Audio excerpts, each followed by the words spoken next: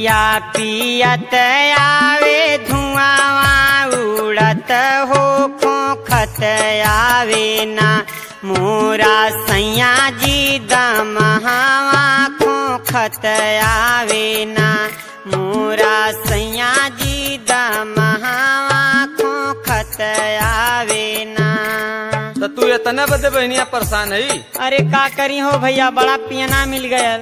ई कौन बड़ी बात है रे? अरे सारे के टीबी भयल, एक बार बक्सर चल के दिखा दे अपने मान, वहाँ टीबी का दवाई मिला ठीक हो जाये, मजे का चंगा हो जाये, लगी कमा के खियावे। तो पैसा वैसा तो ना हो, बपवा पुतवा तो कुल रोज सरबे दारू पियन रात दिन। अरे वो का करल अरे रोज?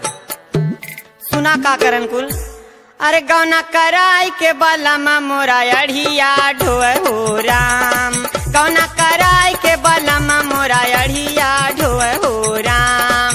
कितना बताइए बिरनु, अरे का बताइए दुखवा सतिया, कितना बताइए बिरनु दुखवा सतिया।